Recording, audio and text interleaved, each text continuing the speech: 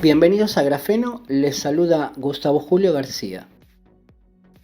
Continuando con el análisis de ayer, la actual business class se educó dentro de una hegemonía del pensamiento, en una unidad de concepción, y por tanto, cuando ejerce el poder, lo ejecuta con unidad de acción.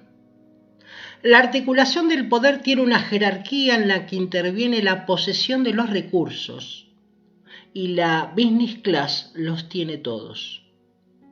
Sin otorgar un gramo de razón a las teorías conspirativas, es evidente que si yo me educo dentro de una escuela de negocios en Londres o New York, París o Madrid, que es el lugar donde las élites van a estudiar, adopto un sistema de valores. Incluso, supongamos, que debido a mi capacidad o a la fortuna, me otorgan una beca para ir allí. La propia institución se encarga de mi salida laboral, ya que las empresas son accionistas de estas escuelas. Pero para resultar favorecido, además del mérito académico, es fundamental dejar constancia que sostengo los valores que me otorgó la academia. Caso contrario, mis posibilidades se diluyen.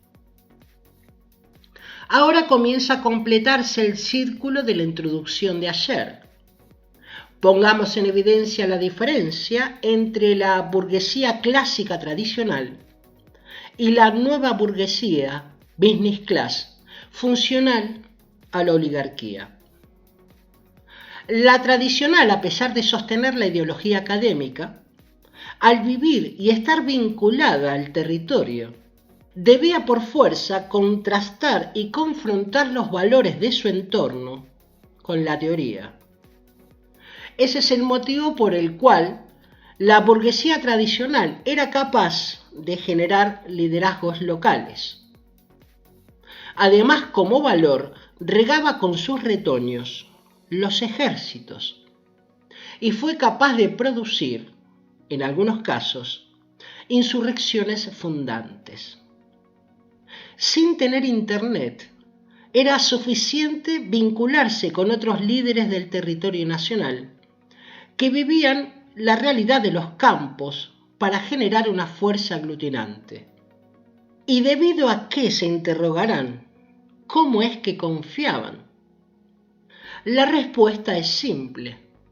La fiabilidad se basaba en la unidad de concepción de los valores eternos de la común unidad.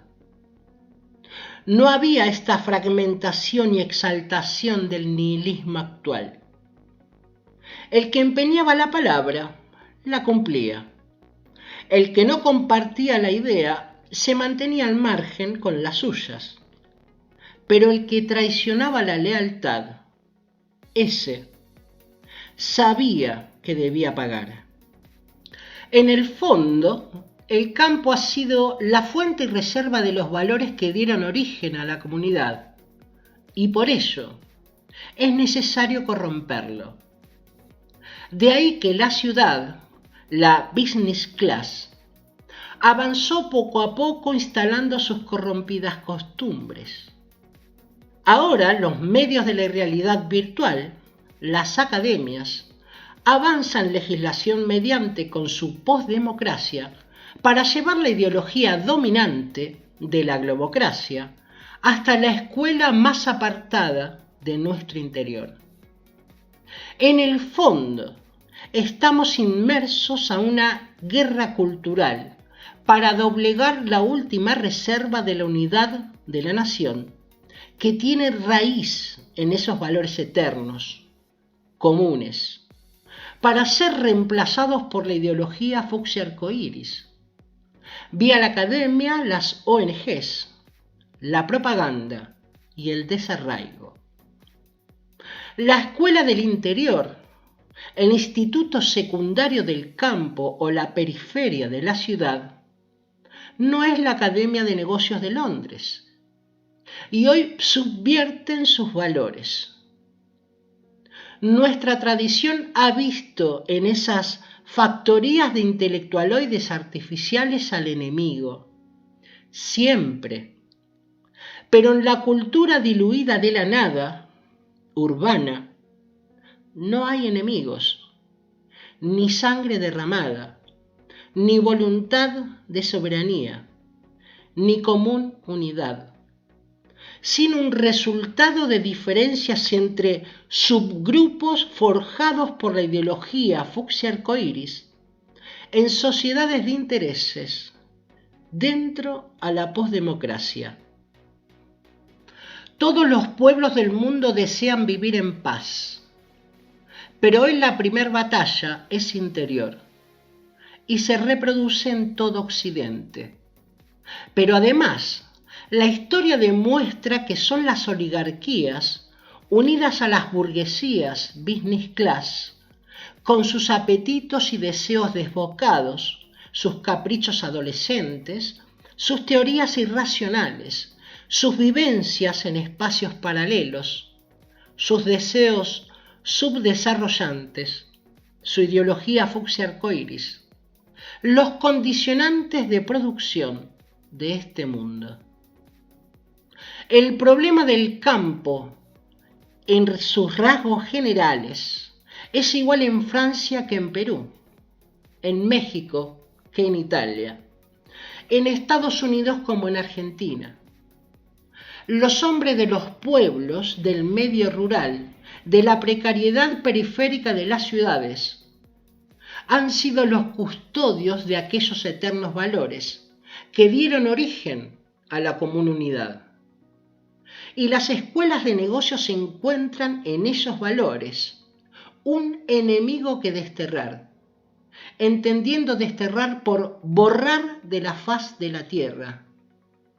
De ahí que el pensamiento único sea impuesto por un adoctrinamiento elevado a ley y como delito intolerable la libertad de expresar disidencia. La posdemocracia entiende desterrar tanto la forma legal como la violencia.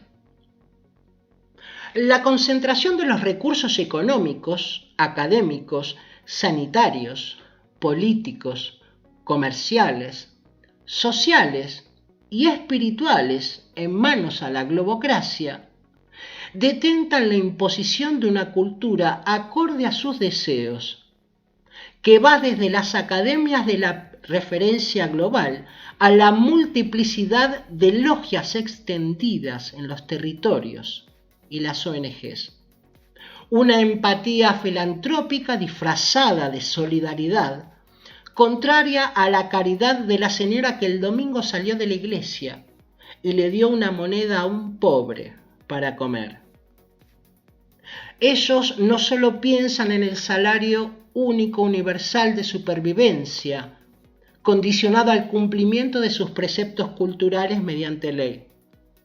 Lo van a instalar si no nos oponemos.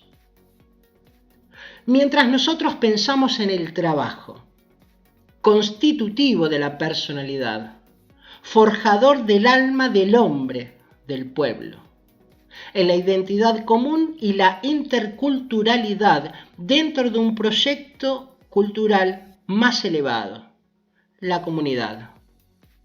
Ellos piensan en una ensalada de amasijo simbólico de culturas, la multiculturalidad, que produce una incoherencia palpable y destructiva en nombre de la ideología fucsia arcoíris.